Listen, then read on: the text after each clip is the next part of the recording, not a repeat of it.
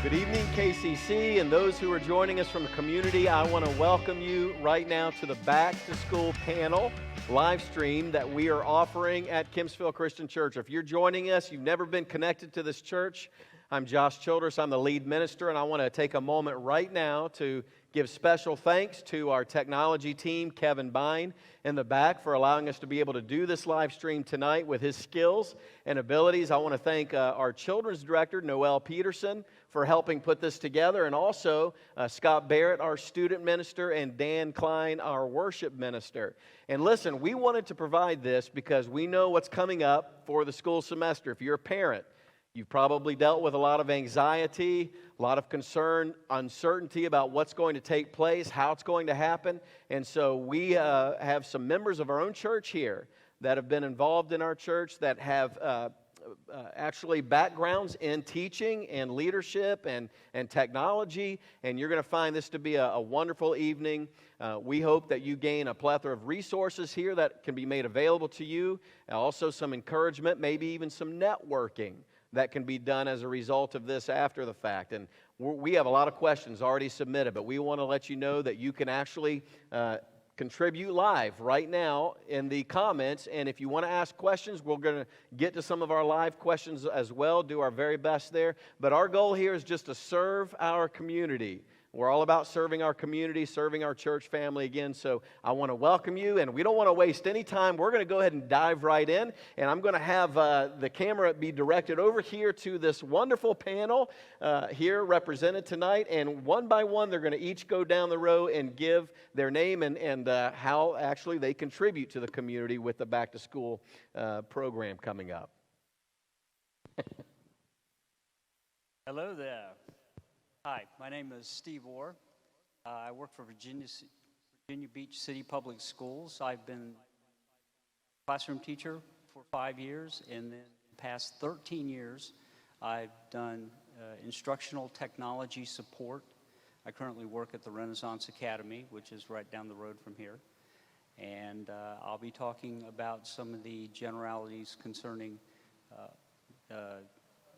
technology and availability across the districts. Hi, my name is Laura Tahan. I am a Title I teacher with Norfolk Public Schools. I've been teaching for 15 years. Hi, I'm Christina Bine. I am a homeschooling mom of 3. I'm going to be talking about the younger years for homeschooling. My name is Diane Abshire. I've been homeschooling for 26 years, and I also work at More Expressions, which is the local homeschool bookstore. Good evening. My name is Julie Honeycutt. I am in my 34th year of education, all in public school, now serving as my 9th year as principal at Willard Model School in Norfolk. Hi, I'm Dawn Morris. I teach 4th grade, and I've been teaching for 13 years, and I'm with Chesapeake Public Schools at George Washington Carver Intermediate. Good evening. My name is Gina Rogers, and I'm a school bus driver for public school for 18 years, and we're homeschooling our daughter, BA K-12, for 3 years. And I'm Scott Rogers.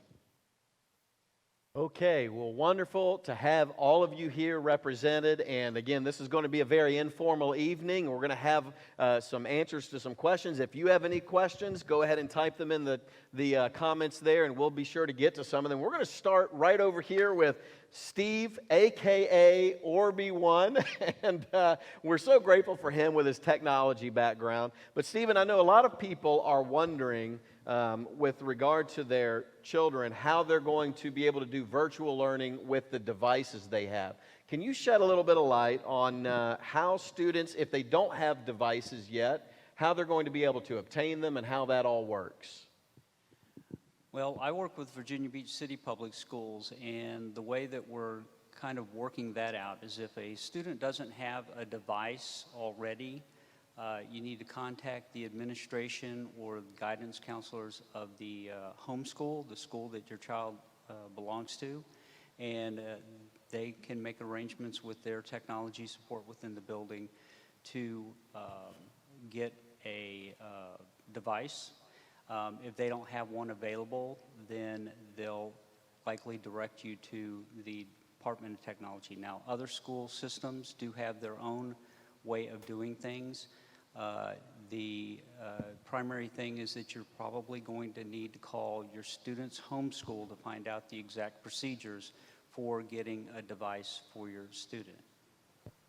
Okay, thank you, Stephen. Now, that's for Virginia Beach. Those of you who are involved in the Norfolk, Chesapeake, do you find that to be a very similar format? Yes, in Norfolk, just contact the school principal, and devices are free. Don't be afraid to ask. We know that a phone is not an appropriate device, so a lot of households are not equipped with the technology needed, so please take advantage of that free opportunity.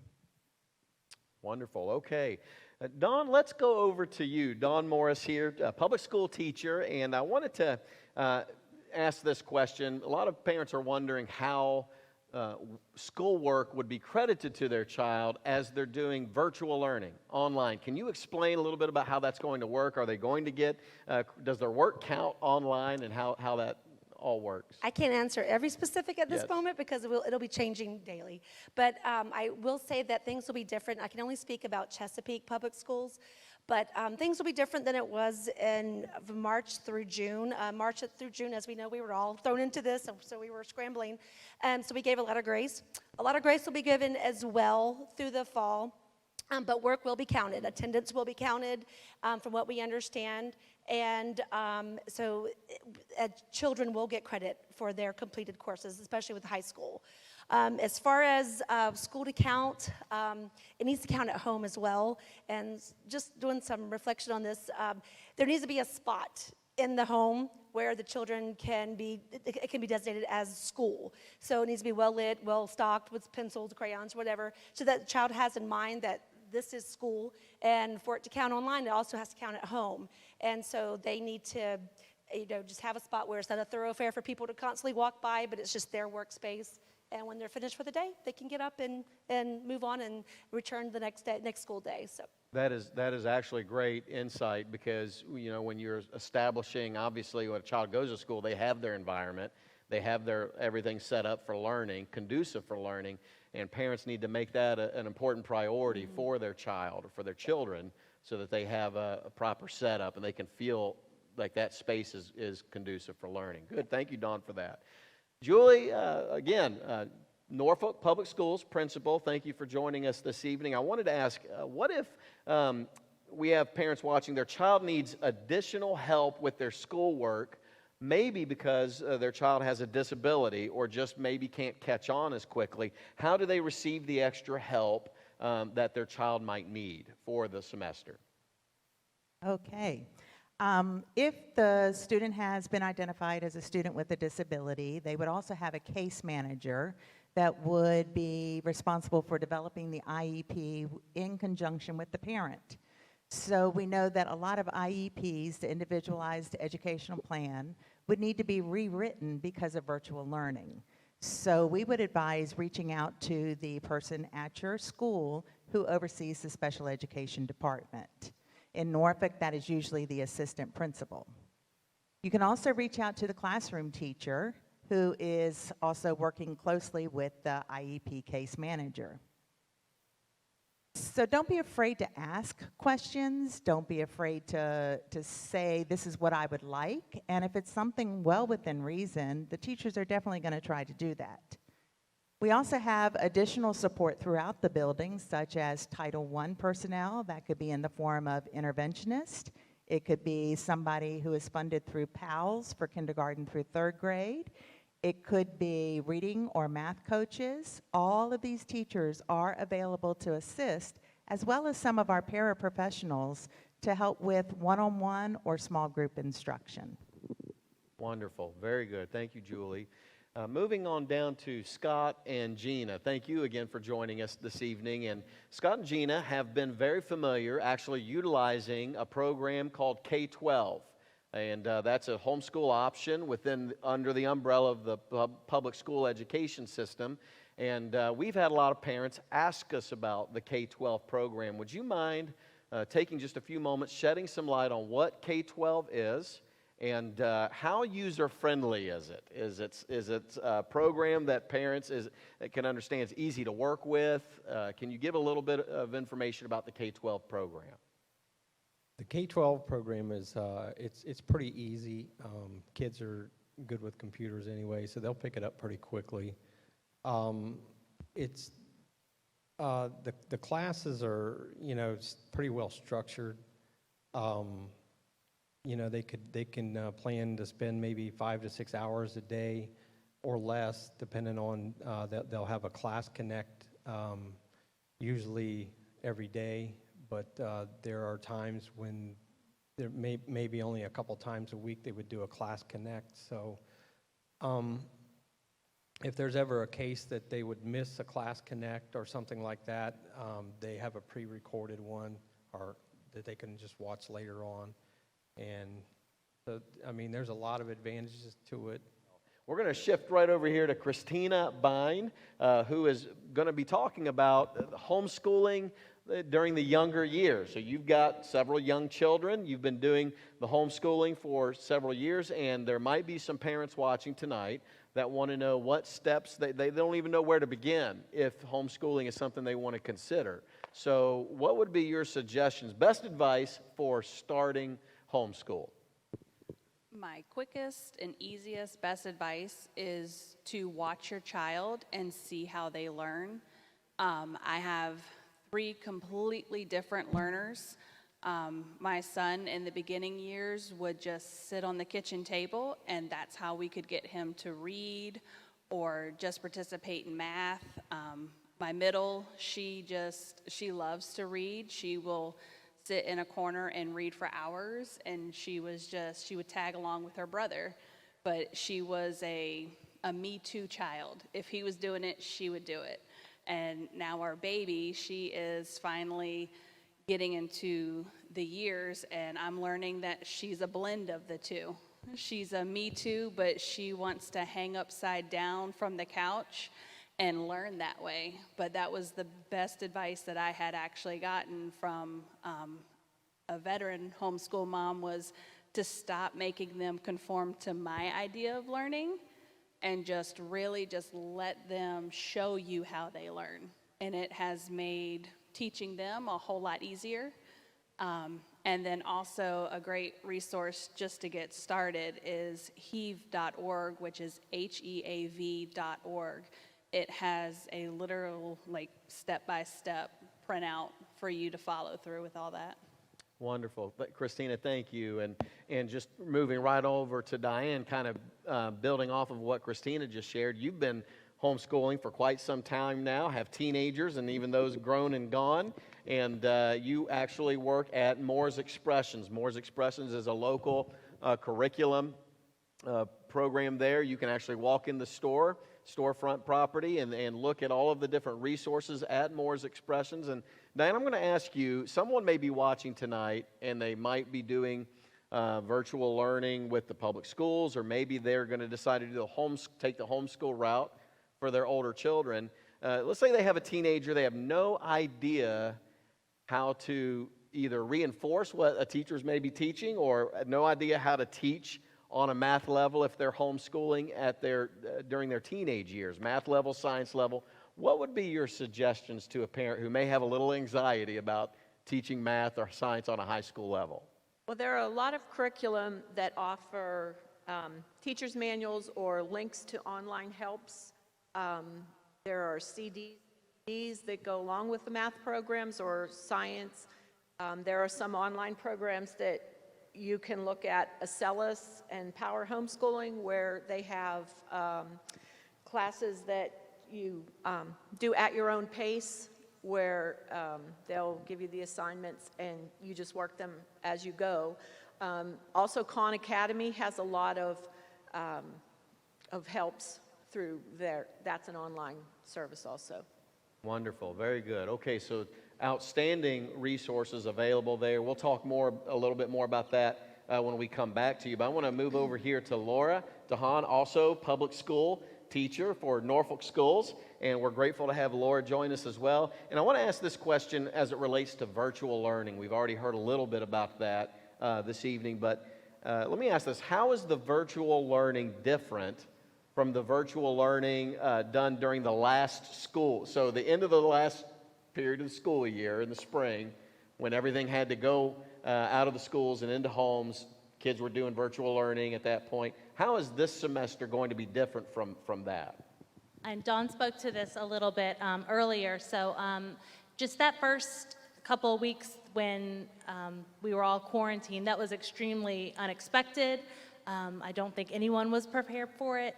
So all the school districts at this point have had time to plan for that. And you're going to see a lot more organization from everyone as far as the school district, the teachers, the schools.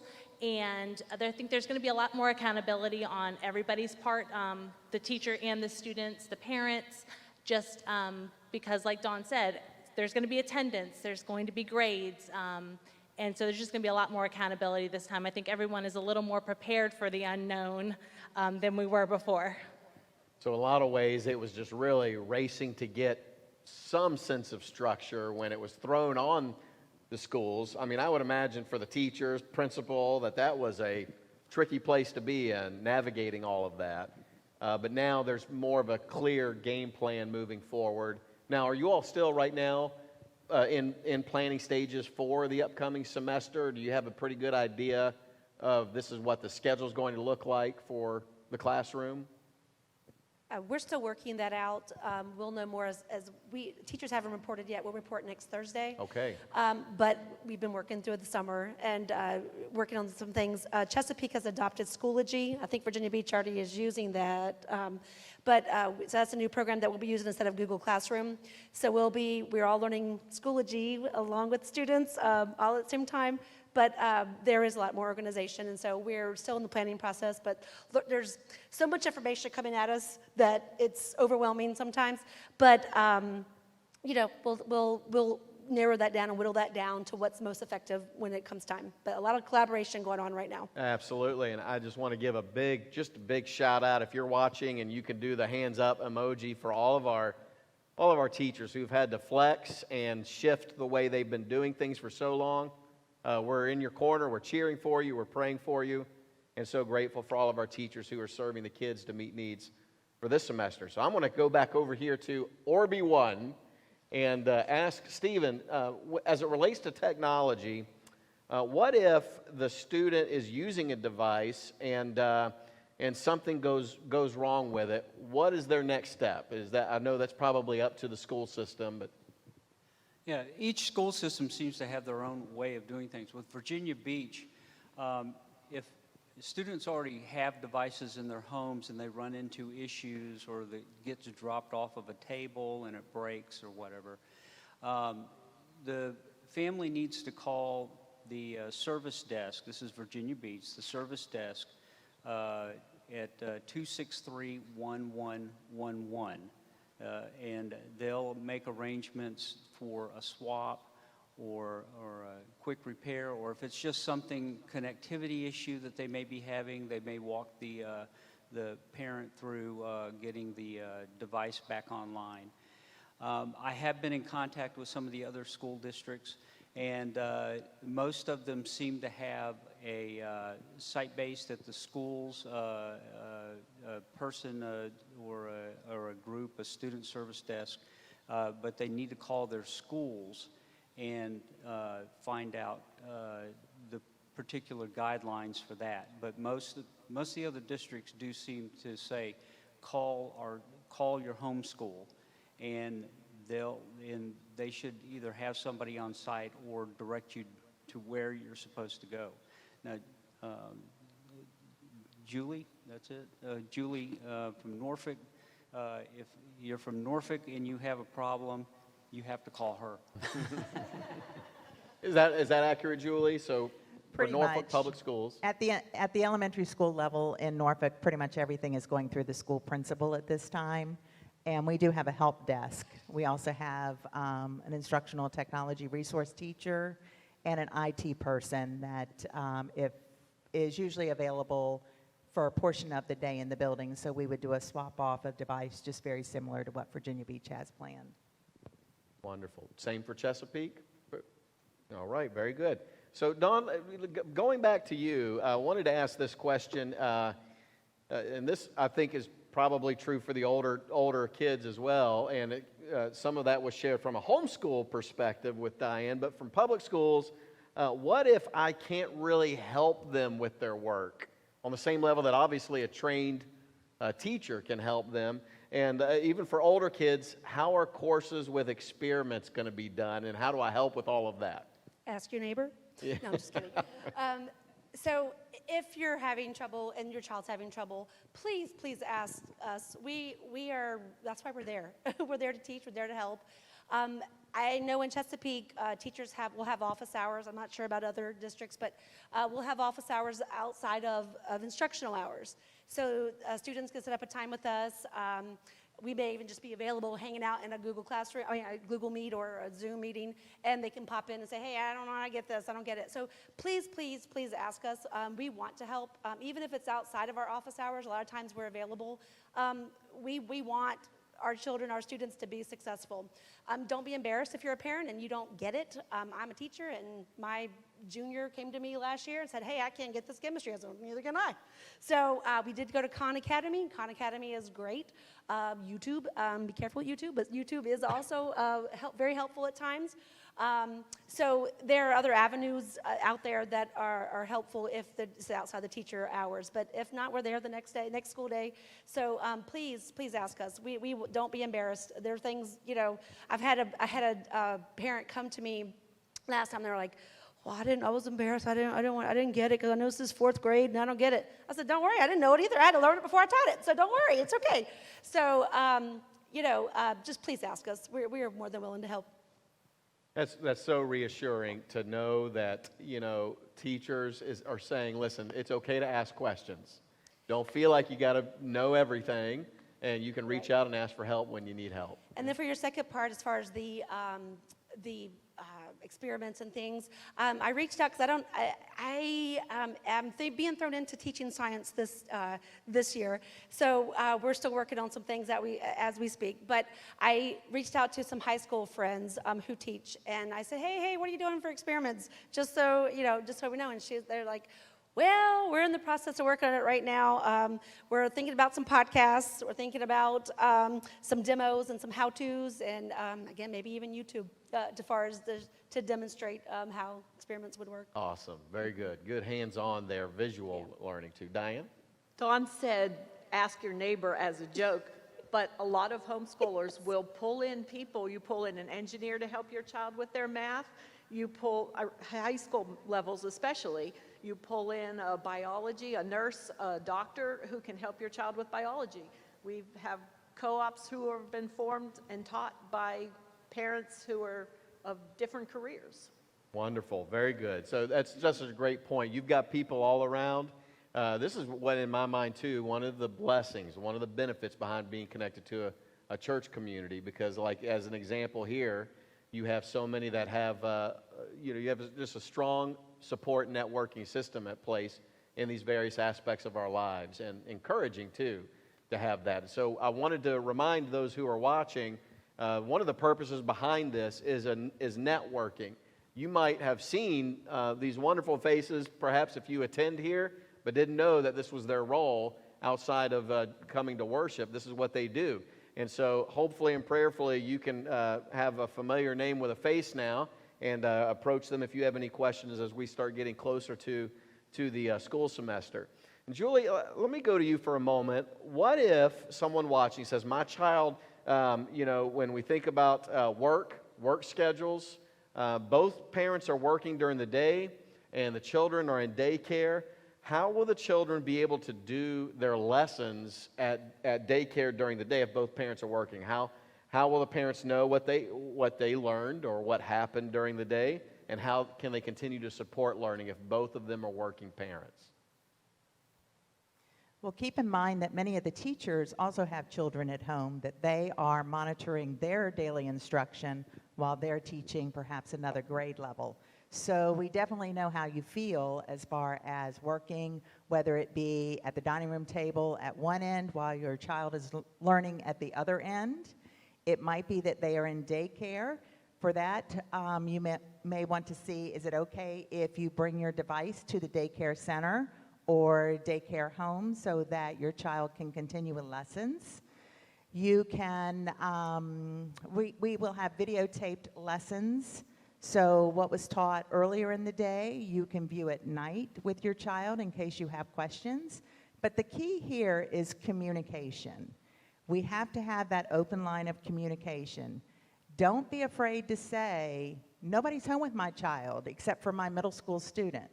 You know, I've got a 4th grader and I've got a 7th grader. Those 2 children are at home alone while I'm at work. We know this happens. But if we don't know that that's the situation in your household, we won't be able to build in extra supports for you. So the best way to really stay on top of things is to communicate. Make sure we have a current phone number, make sure we have an active email, and just be on the lookout. I know that many schools are using Blooms or Class Dojo or Class Tag. Find out what app your teacher is going to be using or the school is going to be using and sign up for that. We have teachers who have been diligently working all summer, and I just want to put a plug in for teachers because they don't get 2 months off. They work 10 months and get paid for 10 months, but in actuality, they work 12 months and get paid for 10 months. So I have a very dedicated staff who, over the last 6 weeks, have been attending technology seminars so that they would be eligible to spice up their presentations a little bit, offer alternatives to just a Zoom lesson. So please remember to give those teachers credit while they are working with your child, because they may also have one that they are also teaching. But again, communication is the key piece. Don't be afraid to let your teacher know what's going on so that we can build in extra supports for you. Wonderful. Thank you. Thank you for that, Julie. Great insight there for us to make sure we know as parents, too, and acknowledge what our teachers are doing, even behind the scenes as well. And I want to shift over here to Scott and Gina and talk again about the K-12 program. There are some questions here surrounding that K-12 program. Do you need to have a college degree to facilitate that program? And along that same line, even when the child has that curriculum in place for K-12, is it the same accreditation as with public school? Yes, you don't need any degree, but however, you need a diploma. That's one of the requirements. K-12 is basically like being in public school. You're going to get the same degree and everything that you...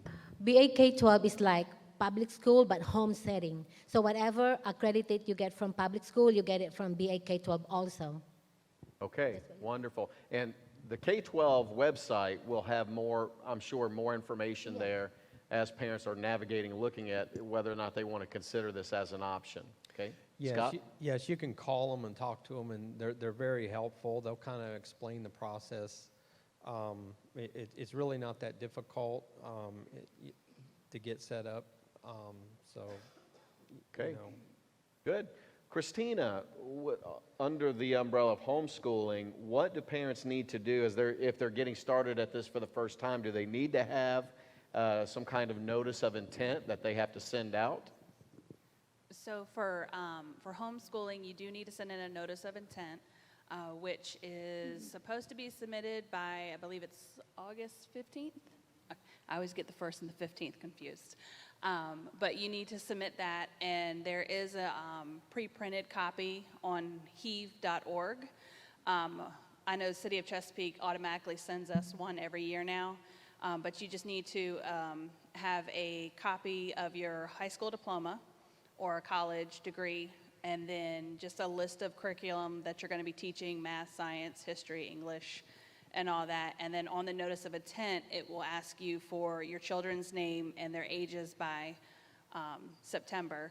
And you just send that off to your superintendent, which everything is listed either on the public schools website for your superintendent, or there are some, I think there are listed on Heave, where they have all the superintendents listed, and you just mail that in. I learned, I've been doing this for 7 years now, that it's recommended to have a signed documentation that they received it. I've never done that. And also to be very, very patient with your school district, just because last year we submitted ours in June, and I did not get the approval letter till February. Wow, So, okay. as long as you have it in and it's documented that you sent it in, you're covered. Okay, good, And Diane. technically, you're not receiving an approval letter. You're notifying them of your intent to homeschool, and you don't need to receive anything from the school in order to start homeschooling, because certain schools won't send you anything, or they may not send it until November, December. And I don't know what will happen this year, because the school, they're going to be overrun by letters of intent. By the numbers that have been coming into the store lately, it's probably 150% more than normal who are homeschooling. And so don't wait until you receive notice from the city. Just begin schooling after you've sent your letter in. Okay, good to know. Don't hit that pause button. Go ahead and start and be on schedule when the time comes. Good. Let's stay with you for a moment, Diane, and I want to ask this. We talked about some networking already, but being there at your store, people you know, if someone's out there and they don't have a good support system, are you aware of any networking groups of parents in our area that they could reach out to, maybe for their specific child's needs, perhaps regarding curriculums and where to begin with all of that, just some good support? Well, first of all, I would say come into the store. We're located at 6070 Indian River Road, right at the corner of Providence and Indian River, behind the 7-Eleven, in a little row of shops there. Come into the store, talk to us. This is such a great area to homeschool in, because there are so many people, so many opportunities, groups to support groups, and co-op groups, and there are field trip groups, there are play groups. You could just about find anything that you're looking for. I would say, come into the store, tell us what you're looking for, and we can send you in the direction that might help you. And Moore's Expressions has a Facebook page, correct? It's More Expressions, Inc. There are 2 pages, but Inc. is the official one. Okay, all right, good to know. So check that out if you're interested in looking at the Facebook page, and you can, again, get the address there, phone number to contact them. Laura, I want to move to you with your role as a teacher, and I know a lot of this is still being ironed out, but there's probably some big picture elements in place. When we think about virtual learning, the virtual learning experience for children, how will delivery, instruction, and information be provided to the parent, to the children? So there's lots of different ways that can be done. Julie spoke about the apps that teachers like to use and schools like to use, some of them being Class Dojo, ClassTag, Remind. A lot of those are going to be a quick way for teachers to get out information to a whole class very quickly and at one time. So please make sure you check to see which one your school is using, or maybe which one just the teacher is using, because that's going to be a great way for you to just know what's going on a daily basis. As far as NAWFIT goes, we're going to be using a new platform called Canvas, which a lot of the information and schoolwork is going to be put on. We're still learning a lot about it right now, so but there are going to be lots of chances for parents and students and teachers to learn all about Canvas, which is going to be our new platform for providing a lot of information, as well as Zoom, which we used in the quarantine, and a lot of people used it. And Zoom has really done an amazing job just giving us lots of different options, like Julie was saying, to spice up our lessons a little bit. So that's something that will probably be the same. All right. So back in my day, I had to bring my report card home and have my parents sign it. It's all going to be right now online. I guess that's how it's been anyway for some time. So kids, you can't get away with anything here. Everything's going to be out in the open for parents. Okay, good. Thank you, Laura. Steve, so there might be some concern about parents who don't have internet yet in their home. And if that's the case, how do they get internet access? And if they're in a situation where they can't, are there any other options that are available to them? What could they do in that scenario? Well, this is something that each of the districts has taken similar and sometimes disparate approaches to. I know for Virginia Beach, there is a process in place where the parents can call that number that I put out, 263-1111. And the customer service person who talks to you, if you let them know that that's what your concern is, they'll actually walk you through a series of questions about and talk to you about other options that might be available through perhaps your phone service carrier, or I do know that guidance counselors and the social workers in the schools are aware of things that companies like Cox Cable provide. Virginia Beach does provide hotspots to families who need it, but they are in short supply. And I think Julie has mentioned that Norfolk does the same thing. There are some school districts like Suffolk that actually, the schools have hotspots, a limited number of hotspots on site that parents can check out, but it's kind of a first come, first served basis. And then there are other districts where you have to go through a process like Virginia Beach, and if it's available, then they'll make arrangements for you to come get it, or they'll send it to the school for you to pick up, or you'll be put on a list until something's available. It is definitely something that has been of a major concern to administrations across Hampton Roads and across the nation, frankly. I know one of the things Virginia Beach has done for their families is there are a series of schools that actually have extended Wi-Fi in the parking lots to allow better access.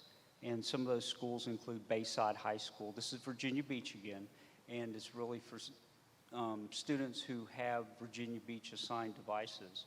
But Bayside High, Cook Elementary, College Park Elementary, Corporate Landing, and there are a dozen or so others.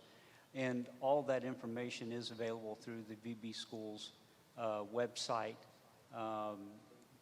And I do suggest going to your school district's website, looking up and look for the technology assistance and technology guidelines. Because it's one thing to ask on Facebook, hey, this is happening. What are you guys doing? You get 1,000 people trying to tell you different things. Go directly to the source. Go directly to your school district and ask somebody who knows what's going on, hey, how do we get a hotspot? How do we get a device replaced if it's broken down? My child can't remember their password. What do we do? There are procedures in place with all the districts for all of this. You just need to ask. Good, good. And we're hearing that as a repeated theme. Just ask when you need to ask. And that's interesting about the hotspot in school parking lots. Is that the same?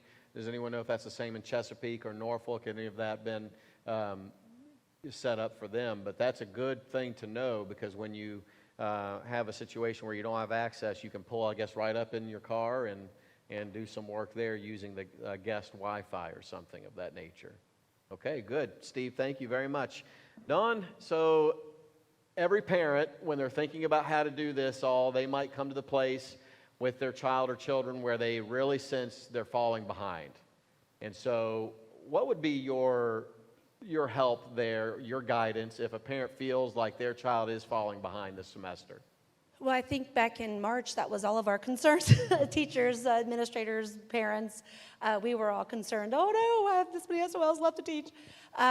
But I'm going to go with the old adage, you get out of it what you put into it. So I think if your child is participating in their Google Classroom Meets or Zoom or whatever, however the teacher is given instruction, if they're trying and working on the assignments and asking for help, they most likely won't fall behind. But one thing I do want to give advice, and I have to remember this myself, is don't compare your child to other students. Some students are stronger in some areas and they're weaker in others, and your child may be stronger in an area, and so try not to compare your child to other students when it comes to that. You know, I think asking the teacher again, if you feel that they're weak in some areas, certainly most likely the teacher will have picked up on that as well, if they feel like they're falling a little behind. But if parents are taking an active role and students are taking an active role, most likely they will be just fine. And I may get a raised eyebrow, especially from an administrator I'm sitting next to. But academics isn't all end all to be all. You know, it's important. Don't get me wrong. I'm a teacher, and it's important. But you know, we're all in this weird, wonky situation, and so lots of grace. Take this time to teach your child patience. Take time to teach, you know, responsibility along with academics. But you know, it's important that we teach all these things at this time, because we're just all, you know, I hate to say this word because it's been used over and over, but navigating our way through. That's right. You know, we all are. So. And certainly in it together for sure for the next semester. And Julie, back to you here. You talk about the amount of screen time now. I know I can't recall the term for it, but I'm sure adults and children are all weary of being online all the time, especially as we've seen the increase in Zoom meetings, and that's really the only time we have with other people in some sense. So, Julie, when you think about that with the amount of screen time a child's going to be using, they're going to be online all day with virtual learning. What considerations to the daily schedule are being made to provide breaks from the screen during the school day? Do they have anything like that in place for their education? First, let me piggyback on a couple of comments here. Steve made the comment about the MiFi or hotspots. For Norfolk, you don't have to qualify. If you need it, you just need to say, I need a device and I need the hotspot, and it will be provided. It may not be available today because it's on order, but if you need it, it will be provided free of charge.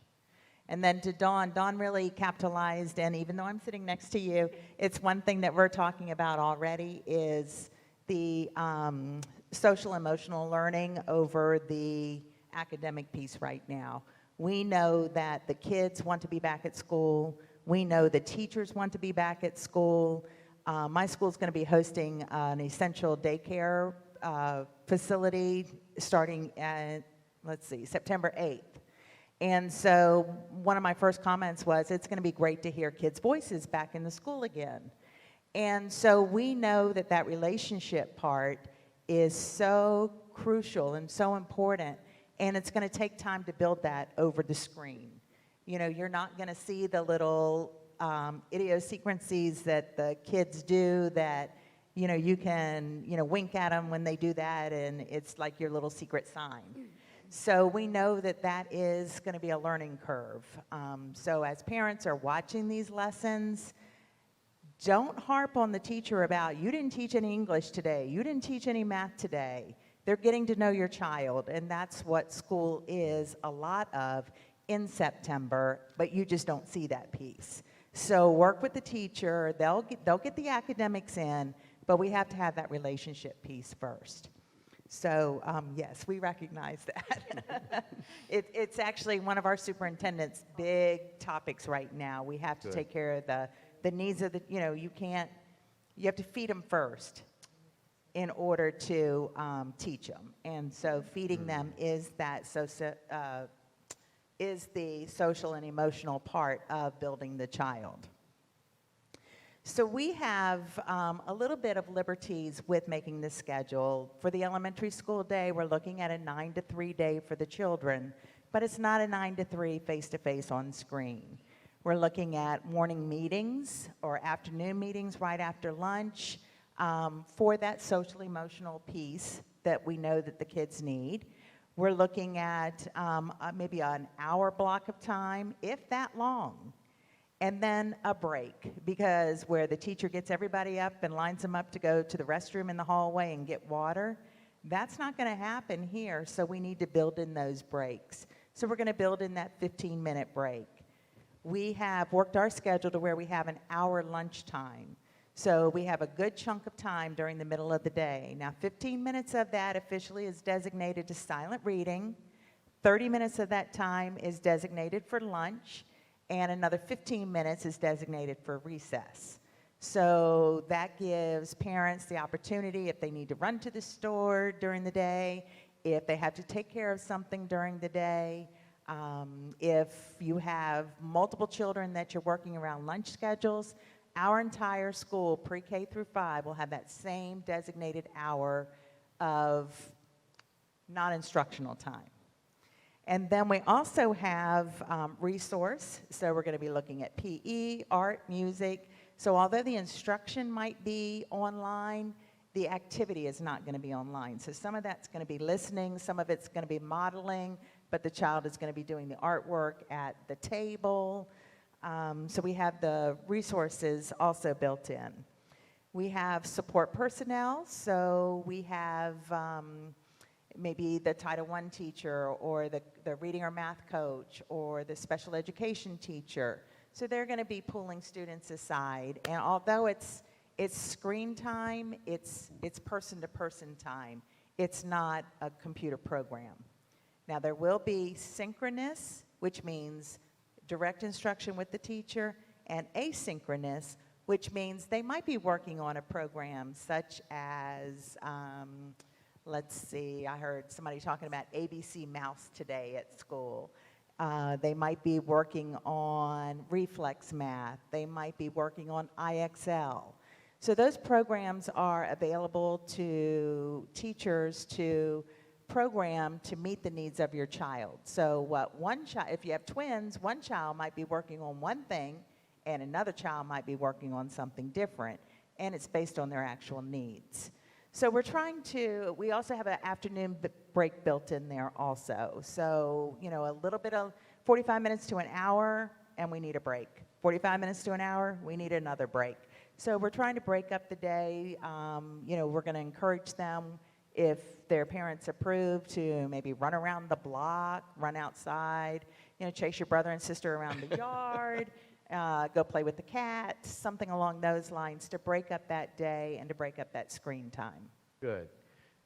Scott and Gina, kind of coming off of that with the K-12 program, I know you've had a lot of parents ask you that are considering K-12, what kind of day, what kind of schedule is associated with the K-12? How many hours a day are you in class, and how does that flow for the K-12 program? Usually like 5 to 6 hours a day, but that's not ever, every day is not going to be the same. Teachers change their schedule constantly, so if they have a class connect, like I said earlier, that would be an hour of their day, but most of the time they will just work at their own pace. So they can work, I've seen Madeline work as little as an hour a day. She may work on most of her work like in the evening, the night before, and then if we have something to do the next day, she'll have a lot lighter workload, or she can work it at her own pace. The only thing that she needs to be there for are the class connects, and they also have extra after hours class connects that she can attend if she needs extra help with any learning. Like a tutoring, and Like also tutoring. the 5.5 hours, 6 hours a day, that's including the outing. You can like PE or whatever, that's like an hour and a half maximum. You can add it the 5.5 hour. And sometimes Mari, what she do, she split the hours. She do a couple hours in the morning and she do a couple hours at nighttime. And then sometimes if she cannot sleep at night, she do the schoolwork twice. The same day, so she don't have to do the next day. So it's up to you, like flexibility. It's. So they just have to have 990 hours A year. by the end of the Okay. year. So they'll put in their time every day. At the end of the day, they have to put it in. If you don't, they'll remind you. But yeah, it's pretty easy for them. So you have some sense of flexibility, but there is a required number of hours. Now, do you submit that every semester? Is it like an online portfolio of what your child has done, and it goes to K-12? And Well, they have, when you open it up, her page will show you everything, her grades, her progress. You can even look ahead and see what all of her assignments are that are coming up. She can see everything that needs to be done. Yeah, also the beginning, you can set up your own account so you can see how many hours they've been doing, and then they have their own account, you have your own account, so you can see their grades and, okay, good. Okay, Christina, so homeschooling the younger years, if we got parents watching that are considering this for the new semester, how in the world do you have the patience to do this? What gives you the patience to be able to get through a day with younger children and homeschooling? Honestly, homeschooling has taught me more patience than I ever thought that I could ever have. Having kids, honestly, in the beginning, that was not my plan to homeschool. We just happened to not live in the best school district originally. And the school that he would go to, I didn't feel comfortable sending him there. So we were like, we'll just homeschool till we can move. Well, it took 10 years to be able to move out of our house. So we were like, okay, this is what we're gonna do. And it just seeing the aha moments and the learning how they are learning and seeing it every day, I was like, I could do this. I could keep doing this. And then we moved and I was like, I wanna keep doing this. But there are days where I'll vent to my best friends who also homeschool, or, we have, I've even on Facebook just put out there, even asking some teachers, like, this isn't clicking, how can I make it click? But just making sure to have that outreach, just to have that venting ability, as well as having the accountability to continue to keep teaching and not just say, well, he's not getting it, we're done. But keep moving forward. And the biggest support, and he's probably gonna hate me for saying this, is my husband. He literally, I put this on Facebook, every day when he was going to work, he would come home and the first thing he would do was hug me, because it was like a recharge to keep going. But just having that support just brought in the patience, and praying every day and just watching them learn so that I could teach them, seeing their learning style. So That's wonderful. You have that support system, have your husband. And we do have proof their children are still alive. They're and here actually with us now, so alive and well. Diane, let me just ask you here, as we're starting to wrap up now for our hour, so grateful for every one of you. Diana, what curriculums are the most popular in your store right now with more expressions? Are there some that kind of stand out above others? Well, different things are popular for different people because of their likes and their dislikes in their family. Some of the high school curriculum that's very popular right now is Knotgrass, and it's a history curriculum that's written to include your language arts and your Bible and your literature. So it goes through history, but then your literature and your writing assignments and all that are based on that time period, on the things that you're reading in that time period. So that's a very popular one. There are different series in the books in the series to cover American history, world history, economics and government. So that's a very popular one. Also, everything made by Master Books is just flying off the shelves right now. They have things to cover from preschool and kindergarten age group all through digital, geometry and algebra 2 and DVD lessons to go along with those. So all of their stuff is very popular now too. Wonderful. Thank you, Diane. And again, that's at More Expressions, and you can certainly contact them, go to their Facebook page, and gather more information. And let me just say thank you to each and every one of you tonight for just a wonderful panel, a wonderful evening, just a wealth of information. And I know I speak for each and every representative up here to say, we're in your corner. Moms, dads, we're cheering you on, and we are praying for you. We want you to know that, again, we're here to help support in any way. So what we're going to do is certainly, if you have any questions, specific questions for any one of our panel members, just email them to gettingconnected@kccfamily.org, or you can post them on this live stream, and we'll channel the questions to the right panel member, and perhaps maybe they'd be willing to get back with you and help answer those questions. I know they're preparing so much now for the upcoming semester. So I'm going to ask parents if you would be in prayer for the panel members, because they have a lot to do here for the new semester with this new dynamic. I also wanted to take a moment here as we wrap up just to extend an invitation to the ministry. If you don't already have a church home you're connected to, children's ministry, student ministry is so important for your child as it relates to their character and the values they're learning. And we teach biblical principles here for your children to learn how to know Jesus, how to make Him known, and also have the gifts of the Holy Spirit in their lives so they can learn how to be just a conduit for His work in the community and be a witness and a testimony to a life that contributes to society in a positive way.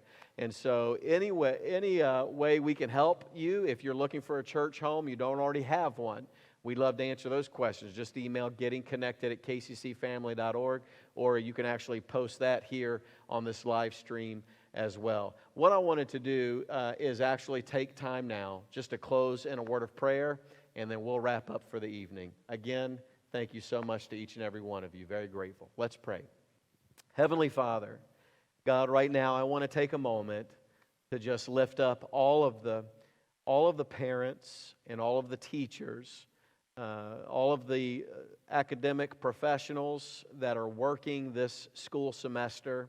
Lord, those in leadership, those in administration, those with technology, those in the virtual classroom, those at home. Lord, I pray a very special prayer of blessing over each and every one of them. I pray that we would grab hold of that verse that says, do not worry about tomorrow, because tomorrow will worry about itself. But one day at a time, we seek your wisdom, we seek your guidance in how to help lead our children through this semester. Lord, I do pray for the teachers. God, that you would give them energy, that you would give them patience, that you would also give them what they need to be able to have a successful semester in this situation.